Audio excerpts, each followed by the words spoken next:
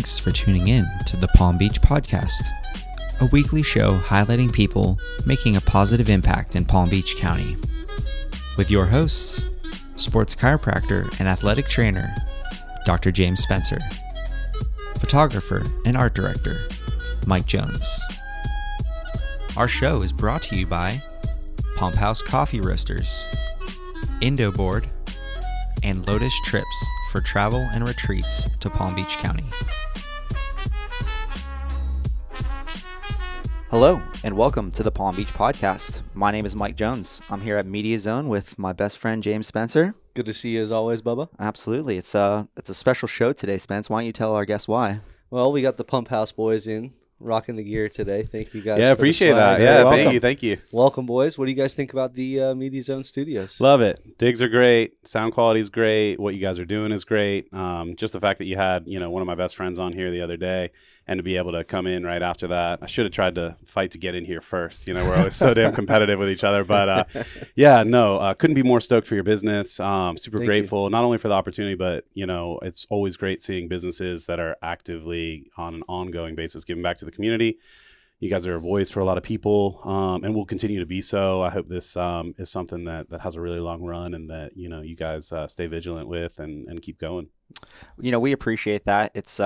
It's just wild because I live on Singer Island, and the Pump House is like one of my favorite places in the whole world. Surf and fish and dive and everything, and so it's just cool that it meant a lot to you guys as well, because obviously, it made it into a brand and now a business for you, and it's really exciting to see you guys expanding and growing as well. And going into 2020, there's lots of good things happening in Palm Beach County. Well, why don't you guys tell us a little bit, kind of origin story, how you got into coffee and roasting, and even the Pump House name. Okay. Yeah. So we'll come back to the Pump House name because that's a good one. It's not going to be, I'll give you the maybe elongated Cliff Notes version on this one because there's a lot that kind of went into it. But I was working as a captain in the yachting industry, smaller boats, nothing crazy. And when I say smaller boats, and I tell people like the 60 and 90 foot range, they're like, that's not really that small, but the industry's grown so large that it is kind of small. You got a lot of tenders that are that size, these days. So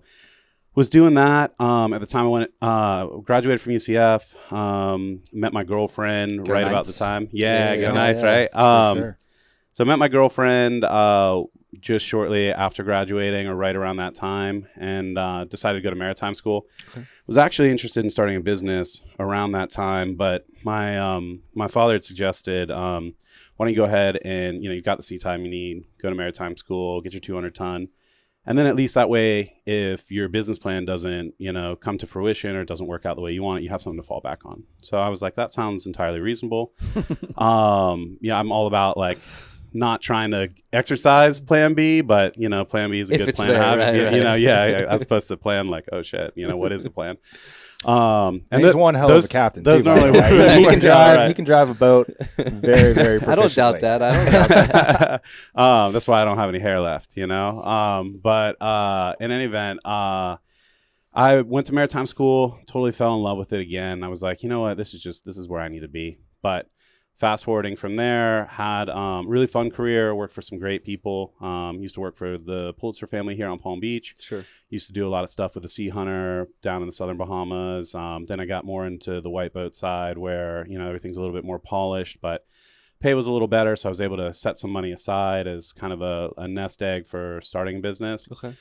After maybe about 3 years in of like actually captaining boats, I was gone 6 months of the year, and I learned quickly it's not really like that conducive to a healthy relationship, Sure. And I knew at the time the woman that I was with, Annalise, my wife, would likely be somebody that I'd be spending the rest of my life with. I had that that gut feeling. So I started looking to see like what we could potentially transition into at the time for myself.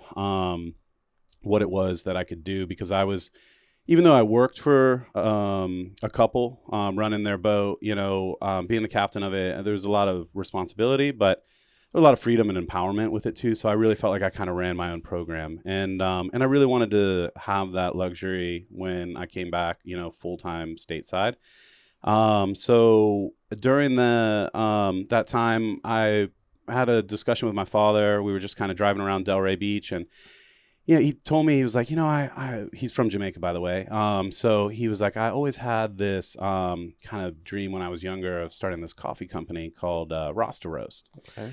And I was like, that's pretty catchy name. Right. And, our grandfather used to own some Jamaican Blue Mountain coffee plantations. And so we would spend trips at a very young age in Jamaica where we'd spend half the trip at sea level and the other trip, other half up in the mountains. So it'd be so hot you need to be in the water. And then all of a sudden you're up at elevation in the middle of the day wearing a hoodie. Absolutely beautiful. Yeah, and it was cool. On Fridays they would get everybody together and they'd roast a goat and all the farmers would get together. And it was just That's a really big cool. get together. So it was just early seeds planted in terms of the romanticism with other countries and people and the cultivation of coffee and whatnot. And so where I looked to start a coffee company versus how we started a coffee company, Sure. A to Z, they're that far apart, So originally I was looking more on the commodity side. I was like, okay, here's the whiteboard. We're going to understand how the commodity moves, and then we're going to see what relationships that we still have in Jamaica that we can maybe leverage isn't the right word, but that we can partner with and Sure. and use to give us the proper ends to this whole world of coffee. That all the coffee in the world is already being bought. So we just wanted to, or myself at the time wanted to see the inner working. So I started reading these big, long, boring books like the Coffee Exporter's Guide. Brilliant piece of information. It's probably about that thick. I can't believe it even exists, but I haven't read it. I let him do that. You'll work. never read it. No. So not going that way. So my whole goal with it was, I was like, maybe what a cool idea would be to get not even Blue Mountain coffee, just high grade commercial coffee, high mountain coffee as they refer to it, roast it in Jamaica, put it in a bag in a cute little burlap sack, and try to occupy gift shop shelf space in the Caribbean. Sure. I had no idea that there was this burgeoning craft scene out in the Pacific Northwest that was slowly kind of making its way throughout the country. And once I started doing, a little bit more research and kind of, discovering these things, this is kind of pre or maybe early Instagram days, back, it probably existed, but people weren't talking about Sure. it, so there wasn't a way to really have that sense of discovery there. A lot of this was Google Images, Sure. or going to different companies' websites, and not all of that's always, super current, including our website, but, That's your department. So, Hey, we know a guy. yeah. We actually do. Yeah, fantastic. We're going to talk more about that later, I like for it. sure. So long story short, we were kind of joking about it earlier. I spent, a few years doing all this research, and it wasn't until I went to my first roasting school with a gentleman by the name of Willem Boot, a Dutch gentleman who's kind of world renowned in the roasting community out in Mill Valley in California, that I realized that I just wasted a shit ton of time. Just all those years, because at the time, as we were talking about earlier, the internet was nowhere near as productive or transparent as it is now. I've just watched the content that comes out. When Christian and I first started out, he had to move out to Austin to work there for a year to gain this whole skill set and all this knowledge. That's really cool. Yeah, and it was great. And there's something to be said for firsthand experience and getting that feel and flow. But everything that he learned out there, is now available resource-wise online. So it's giving entrepreneurs a much fairer shot to have less in the way of means and more opportunity to do some great stuff. So basically, after roasting school, I came back. We were renting a one-bedroom apartment underneath our folks' place. I live in Juno Beach in a great spot there.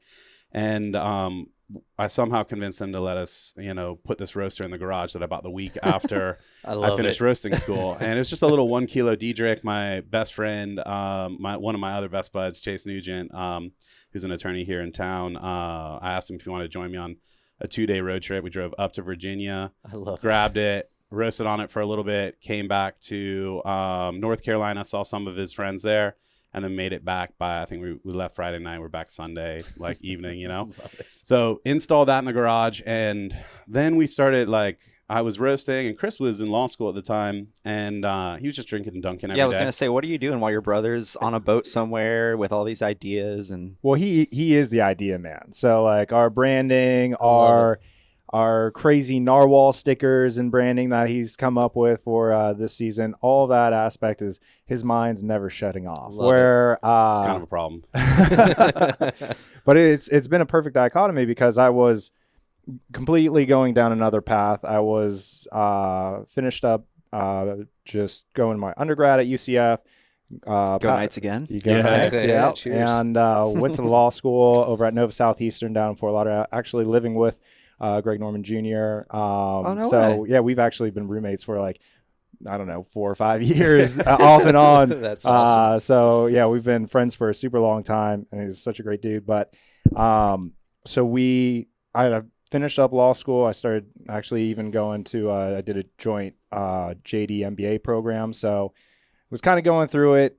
Didn't really like the law side. Both of our parents are attorneys. Really understood the practicality, but the whole adversarial approach of that industry or that profession wasn't more tailored towards how I want to operate down range and for a career. So I was looking more on the business side with doing both of those degrees together. But obviously when you're in law school, you've got to complete it. You got to get through. And so finished up, passed the bar. And as everybody's waiting for me to, get out and get a law job, Alex is working on this idea. He's roasting coffee out of the garage, coffee that, I've never tasted. I was drinking Dunkin' Donuts and getting a bagel before going to class. Sure. So there wasn't much specialty coffee in South Florida altogether at that point in time. So I'm drinking this coffee. I'm like, why isn't this readily available? Wait, you can just get green coffee, you can roast it, and you can serve incredible coffee on a daily basis. Why can't we get this anywhere outside of our parents' garage? And so that was kind of the catalyst of, what can we do to create a business that has legs, that has a foundation, that, with us not kind of just trying to slap something together, taking a professional approach, what can we put together to do something that will be successful and kind of hit this threshold of it being a very small market in terms of specialty coffee in South Florida and grow within it. So he had been working on the roasting side. I had to then convince my father, which was probably the hardest conversation I ever had in my life at that point, that I was going to go be a barista instead of, finding my first legal job outside of just the basic summer clerkship. So his exact words was this plan is horseshit. I think by the time we stopped the car, I think he had gone through all of his attorney friends' sons' career paths after they said they weren't going to be a lawyer, and then circled back to it. So he's like, you can have a year and then you'll probably come back and be an attorney. Hey, so cheers to you though for taking that leap of faith. It was a hard one for him to take. That's not easy. Yeah. That's not easy. So cheers to you for appreciate doing that. it. Yeah. And I mean, it's come full circle now where our parents are our biggest supporters. They drink our coffee religiously. Damn right. The scariest moment I have is when our parents are out of coffee, and I know they've already told me 5 times hey, bring over some coffee. So we owe a tremendous amount in terms of their support as well as their guidance. Whenever we come into issues, whether it's anything contractually with some partners or things of that nature, we have a very proficient medical malpractice attorney to turn to. With our father. They're always lending a kind ear, and I can see why it was kind of hard for them to grasp it early on, because we were roasting on this 1 kilo, and then I found on Craigslist a 12 kilo roaster. It's about 20 pounds a batch that we do in production swing. And we brought that. I had it shipped to their house, and all of a sudden I'm calling their gas guy that installed the first line, and he's drilling holes in the side of the house to run a T fitting in to bring this in. And my mom comes in, and she's just like, don't you fucking burn my house down, Okay. I got you, Mom. Don't worry, Mom. Don't worry. I wasn't sure if I had her, but we were giving it a crack. And then we'd been kind of thinking we might do a mobile concept when Chris came back. And so we ended up purchasing a cool 1964 Airstream Overlander. Hell yeah. So yeah, super That's super awesome badass. Airstream. Yeah, it was funny. I called the guy in South Carolina when I was like trying to negotiate with him on the phone, because I've been looking for like 6 months, and I was like, this is the one. And so I'm like, about the price, you know, like where are we at with that? He's like, price firm. I'm like, what was that? He's like, the price is firm. I'm like, oh, that's okay. We'll be there tomorrow morning. We'd love to take a look at it. We're going to drive it back with us, you know? So Chris ended up using that as the vehicle to, originally he wanted to head out to, you know, California or the Pacific Northwest, but he ended up getting stuck in a great way in Austin, because the scene was burgeoning there. They have about 50 to 55 specialty cafes downtown. They push all the corporate coffee out, minus one shop that's right by the courthouse. And so really the whole strategy at that point was to take this divide and conquer approach. I was so inundated with, you know, really just trying to make sure that all the focus and care was where it needed to be on the roasting side. So when I turned to brewing and espresso and cafe service and how we were going to be advising our partners on how to, you know, focus on the logistics, the ergonomics, the workflow, like their technique and so on and so forth, I was like, man, this is equally as important, and that's its own lifetime of learning, Sure. you know? And so that's where, you know, I'd asked Christian if he might be willing to take a crack at this with me. And fortunately he said yes, because there would be no Pumphouse without this guy. Like, so you know what? Let me take some time, travel around, have a good time. Fortunately, in Austin, Texas, which is such a phenomenal town, and keep it weird, baby. Oh yeah, keep Austin weird. Love it. I mean, Austin itself has just gone through such a huge transition. I think I went out there early 2015, and of course with our silver lure, the Airstream towing behind it, and behind my truck. And this guy is like, as much as he was diving into the forums, he is a mad scientist when it comes to searching things on Craigslist. I was literally about to, I was there for like a week living in Elgin, Texas, about 45 minutes away from Austin, and commuting into town. And I had a buddy who was in Pacific Beach, San Diego. He's like, bro, I got a parking spot for you. If you want to come all the way out here, I've got a parking spot for you. I'll be there. I'm like, I'm geared up. 4 days?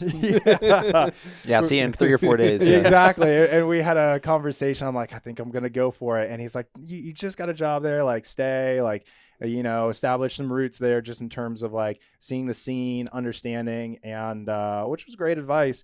And he put a little kicker in there of like, I just found on Craigslist an ad that says looking for somebody to park their Airstream trailer in my front yard. This, like, come on, 3 blocks out from downtown. Yeah, you know, like just South First Street. Come on, in South Austin, just over the Colorado River, right next to like Torchy Tacos and all these killer perfect spots. Yeah. Oh, and it was, he had in his lease, because he hit like a midlife crisis. Kind of interesting dude, but he subleased the house he had rented and had it written in his contract where he could have his Airstream on property and live in his Airstream. But then he subleased his Airstream spot. And so I was literally living in South Austin, biking over the bridge to downtown to Juan Pelota, which is Lance Armstrong's cafe in the Mellow Johnny's bike shop. Yeah. Shout out to those guys. They were pulling first cafe to use Stumptown Coffee Roasters. All of their baristas had 5-6 years of experience, and some amazing people. So they mitigated my learning curve when it came to espresso. They didn't even let me like touch the espresso machine for the first 2 to 3 months. It was, you know, getting all the processes really understood, because they would serve anywhere from 100 to 200 people just in the morning rush. So that's impressive. Yeah, they knew how to kick ass there, and that's actually what their slogan was: have fun and kick ass. And so the name's a great play too, because since Lance owned it, you know, pelota in Spanish means ball, so it's Juan Pelota. Yeah, so a good crew hanging out with all the cyclists. Got a good sense of humor. I love it. Yeah. But that was my true training ground. I got to get training through Stumptown from one of their top trainers, because they were literally taking over the wholesale scene in Austin. As well as just bike to all these great cafes throughout this burgeoning coffee culture that was happening at that time, which is still continuing to grow like crazy. especially with so many people on the West Coast, whether it's California, Oregon, Washington, who tired of high taxes, moving a little bit, moving to Texas. That's what California, everybody's moving to Texas. When I was Texas there. and Florida right now, right? Yeah, yeah. Funny side note too, that Airstream was plugged into like just a tiny, probably like 10 or 15 amp circuit. And so every day, that thing would get so hot, it would overload the circuit and the AC would go out. So he was forced every single day that he wasn't working to go spend the entire day in different cafes to write the business plan. I love it. And since he spent so much time in these different cafes doing it, the business plan ended up being like 45 pages long, which I was if like, you're you ever, want financials? I've got financials. you're ever writing a business plan, do not make it 45 pages because no one will read it cover to cover. It's cool, guys. I lived in Australia for 5 years. And Fantastic. coffee is so big. Yeah. Like, it's just culture. Mega. Yeah. I mean, the cafes are vied for by the coffee companies. The coffee companies will give you a machine and all the umbrellas and marketing stuff that you want if you keep with their bean. Yeah. And it's just, I never experienced that in the United States. And it's cool that you guys are kind of bringing that craft approach here because, I would rather Palm have Beach needs it. a nice cup of Joe. I'm spoiled as shit after living in Australia. And that's kind of the thing in Australia. It's they're at the point now where all of the cafes throughout Australia have risen to a point where they're just great from one to the next.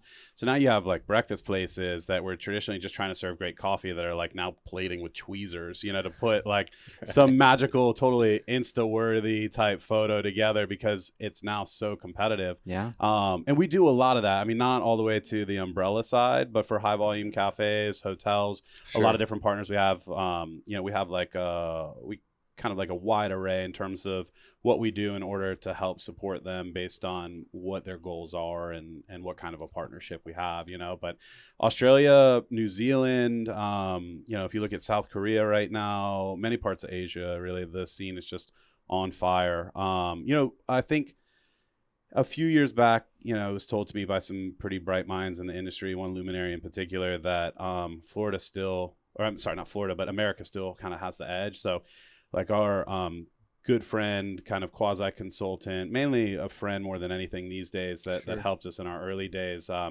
His name's Tracy Allen. He's the now former president of the Specialty Coffee Association and very bright mind, very successful. He's kind of that guy we call when we're like, there's a crossroad right here. We're at a fork, and we've got A or B, and he's like, fuck it, turn around, so that's kind of how it works with him, but it's funny because like there's been times where he'll have the Italian team before they head off to Worlds come to his facility in Kansas City and train with him before they go off to competition, so I think what we lack as compared to Australia, which is obviously much smaller by comparison, is like this bit of uniformity where cafes in general, if you go somewhere that they're going to texture milk properly or they're going to, hit the right extraction rate with a shot of espresso, I learned about like a ristretto, which is like the first 3 or 4 seconds of the pull. And it's just like,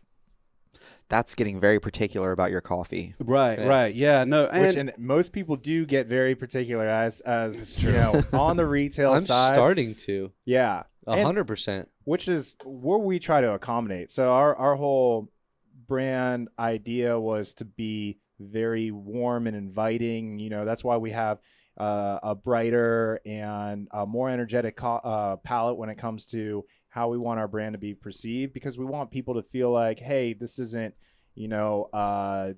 dark kind of elitist cafe in the Pacific Northwest who are like, what, you don't know what geisha is? Yeah. We want to inform people, because as you were asking about earlier, like how does that growth really happen in terms of the industry kind of catching up in terms of people's preferences and education.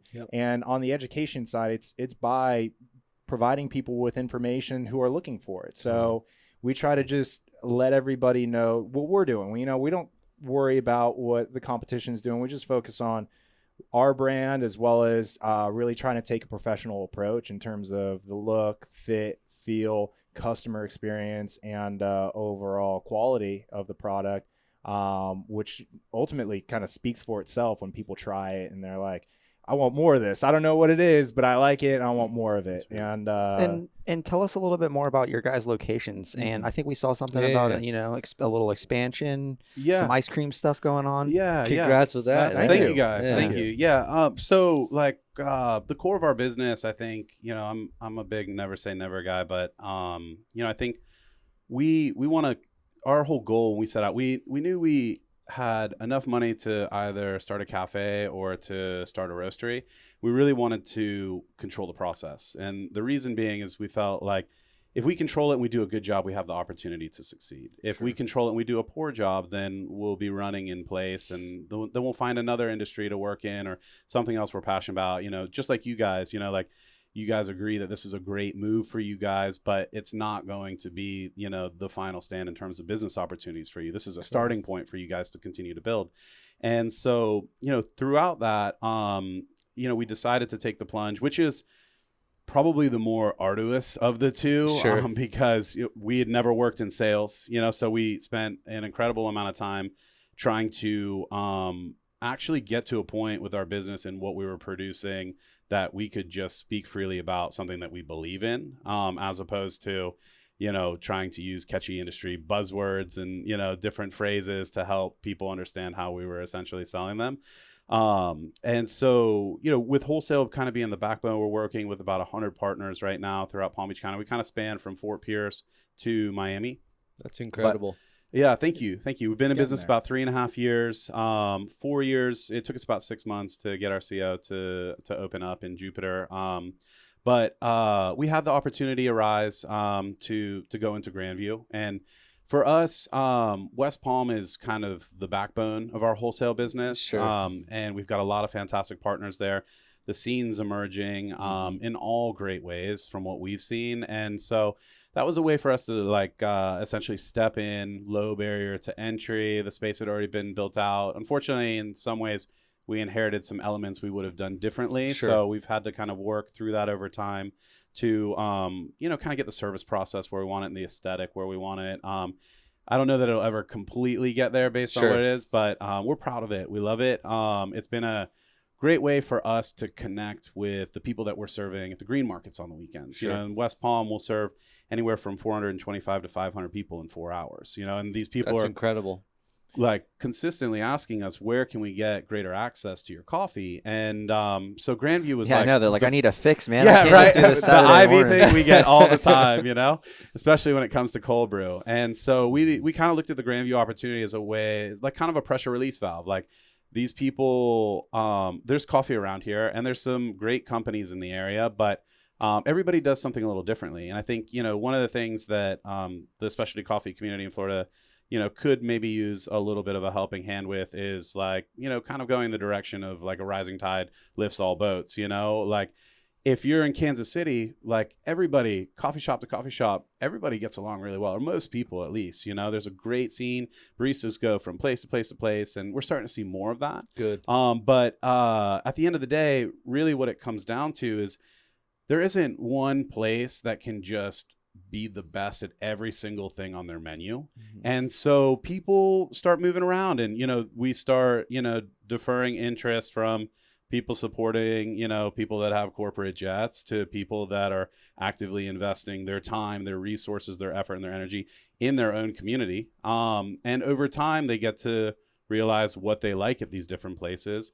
And then they have this ability to hop around and support everyone. And so Grandview has done great right out the gates because, it is in some ways its own destination. For Jupiter, we weren't even looking for a place in Jupiter. What happened was our friend Katrina reached out and said, hey, I've got this ice cream shop. It's doing really well. But at the same time, I'm looking at maybe pulling it back a little bit because I may go back to school for my MBA. And she's got other business opportunities elsewhere she'd like to pursue as well. So she kind of wanted to reduce the footprint. And she was like, would you guys be interested in co-sharing the space? And so we took a look at the space. And, we, on the retail side, have never wanted to go into and I'm using that word never, but we would prefer not to go into a shopping center. It just doesn't have the character that we've kind of grown to love in South Florida, especially in Jupiter, North Palm, West Palm Beach, which is hard because it's That's what primarily we're all used shopping to, centers. yeah. That's it, So, and so, long story short, we walked in the space, we took a look at it, and we were like,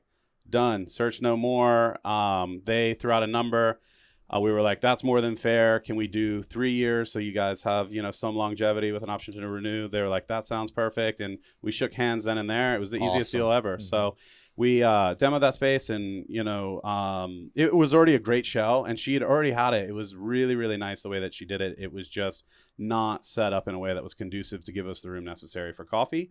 So we reconfigured everything, and we worked with a friend of ours, Dan Usher of Usher and Associates, who's a local contractor, a friend of mine from high school, and we put together the build out. And this really kind of Christian's world. We're going back to what he was talking about in terms of me being more on the creative side. When it comes down to, yes, Alex, we can afford this now. No, Alex, like, stop spending here, or stop spending at all. Yeah. Normally a lot of no's, but he's, the disciplinarian there. I often jokingly call him the minister of finance, but he's really got, it's been such a blessing watching the evolution of him since we've been in business, because when he started, he was just kind of like Play-Doh, mm-hmm. and now he's just like, he's seasoned, he's hardened, he's kind, but also firm when he knows that we don't have time to allocate here, or this isn't something that is in the best interest of the business or the people that work with us, or,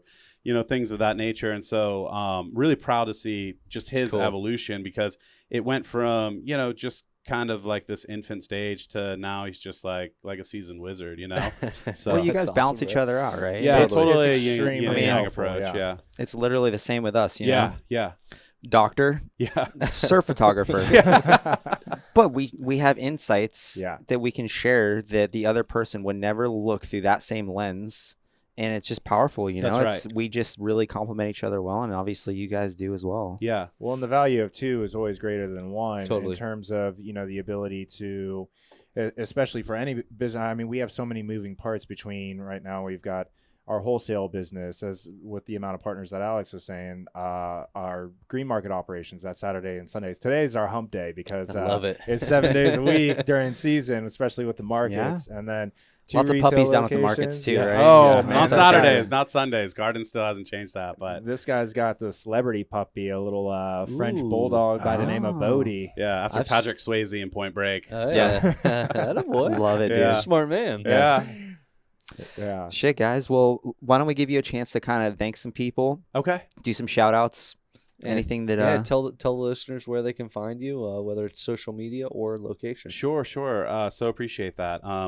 So first of all, thank you for listening. Thank you guys so much for having us. Thank you. If you want to follow us on Instagram, that's where we're most active, which is at Pumphouse Coffee Roasters. We're also on Facebook as Pumphouse Coffee Roasters. We're open 7 to 7 at both locations, 7 days a week. So that's within Grandview Public Market, off of Parker and Okeechobee. For people that haven't been, you should totally go. Great food hall. 12 micro vendors. You've got pokey. You've got wood-fired pizzas. Everything. You've got, just best Korean trivia, fried chicken sandwich you'll ever have. friggin- Great events for kids on the weekends, families. Great place if you ride motorbikes to go or bring a cool car. Or you just want to come by and sit out on the loading dock and make sure that with your friends and family that you have in town, everybody can have exactly what they want. Yeah. Very strong frosé. Very strong frosé. The Cones and Coffee Space, we've got some great plans to kind of take it through just this ongoing evolution. We'd like to do, there's a kitchen space remaining in the rear of it that we'd like to do something with. We're also looking at how we can incorporate some outdoor seating. So as it stands right now, I think we're off to a great start, but it's just going to continue to get better and better. And that's right over in the Jupiter Inlet Village, right across from Guanabana's, right next to Blue Line Surf Shop. We share the same building with them. So Awesome. It's amazing. Having Terrible those guys. location. Right? Yeah, right. Right. Great cup of coffee. Congrats. That's Yeah. awesome, guys. Also, I'd love to take a moment to thank all of our partners that have, from the earliest of days to now, just really taking the leap of faith with us. We work tirelessly, at all hours of the day and night to ensure that they have proper wholesale programs. They're getting the support and service they need. And we wouldn't have the opportunity to sit before you guys today if it wasn't for all these other hardworking individuals that have taken their own leap of faith and starting their own businesses and giving us the opportunity to work alongside them. So awesome. It's exciting. Awesome, boys.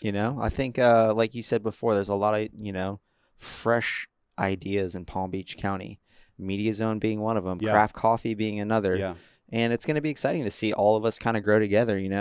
And honestly, that was our goal too, is to build relationships with young entrepreneurs who get it, right, who want to work together and work hard and spread that good vibe.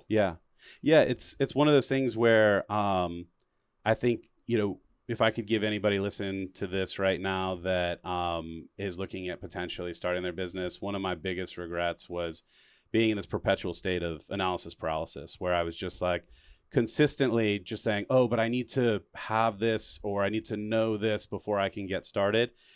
We've been in business, coming up on 4 years. We have, time when we get it to continue to tweak our baby and the brand that we're happy to present and consistently try to make better. But the only way that we have that opportunity was to actively get started, so for anybody that's just, right there on the fringe, if you can, just do what you can to make it work, especially if you have a good support network. My wife, we started the business, we signed our lease when we had our first son was born, and we found out we were having our Congrats. daughter 12 months and 14 days after our son was born. So talk about some changes. Yeah, very much so. It's been an arduous road, but we wouldn't have it any other way. And if you're in a good position or a great job, you're probably working almost nearly as hard to do what you're doing. Sure. And if you get the opportunity to try and build something for yourself, I highly recommend it. So, boys, we never got the story.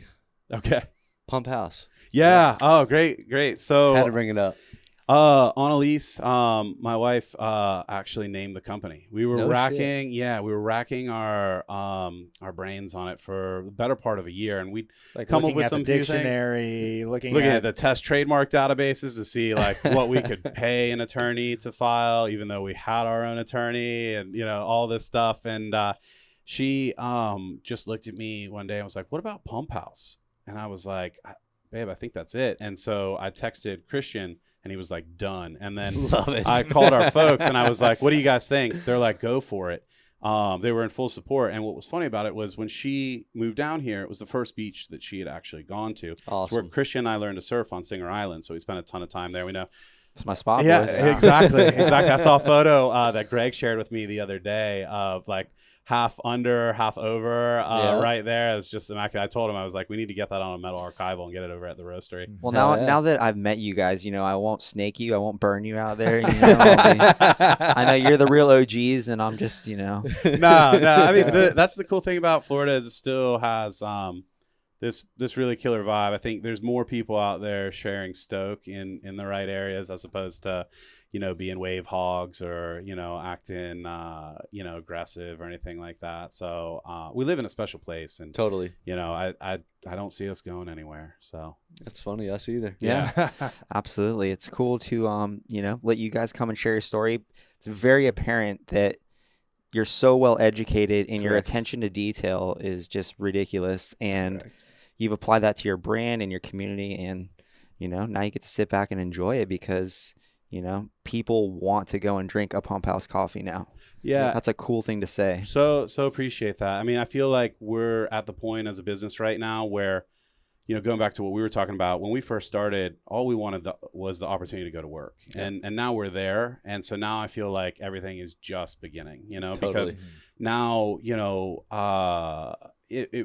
was one of those things where like when we were like, oh, we'll just start doing green markets and this and that. Like I know a lot of people that would probably think starting a business like, oh, maybe I'm not going to do a green market. Maybe that's beneath the image that I have of this company. We were just like, no ego, boots on the ground, anything we need to do to help share our product with people and learn from our interactions with them and their feedback and continue to go back to the drawing board and improve things. I think really for us, I read a quote from Socrates the other day. It said, what was it? I think it's smart people. How does this go? I'm going to George Bush this one. Ordinary people learn from their mistakes. Smart people learn from anyone and everything. And Love stupid that. people already have all the answers, you know? So for us, that middle bit, and not trying to like indicate that Chris and I like think we're any kind of like serious intellects, but Sure. you know, for us, I think it was just like constantly listening to how people are responding. And we've met some pretty brilliant people along the way. One of our like quasi mentors was a green market customer of ours, used to be the CEO of David Yurman and Anthropology. And he's just beat some very simple principles into, you know, our heads that at first we're like, let's see where you're going with this, but maybe you don't know the space as much of it as we do, you know? And it's like, no, that's not the case. This guy's a brilliant mathematician and a retail mogul. Knows Like, shit. we need to just listen, you know? Learn. And that's it. You know, Yeah. all we're trying to do is learn and work just as hard as anybody else possibly can, you know? Cheers. So, And shit, we got to be pretty grateful. We live in a beautiful space couldn't in agree Palm more. Beach County. We got great friends, great family around us. I know Spence wanted to give a shout out to Yeah, to my little nephew Kyle. We're gonna go up to visit him up in Memphis this weekend. Fantastic. And he's fighting a little cancer, so wanted to give him a shout out today. So thank you, Yeah. boys. Yeah. Yeah, Thank you. guys. Yeah. I hope- beautiful. Well, boys, I know we'll have to have you back in the studio again sometime soon, even if it's just for a White Claw, you know? Yeah, love no, to. sounds Love to. great, Thank guys. you Thank you guys. so much. Thanks for coming on the show. Thank you, guys. You. Thank you for listening to this week's episode of the Palm Beach Podcast, brought to you by Pumphouse Coffee Roasters, Indo and Lotus Trips for travel and retreats to Palm Beach County.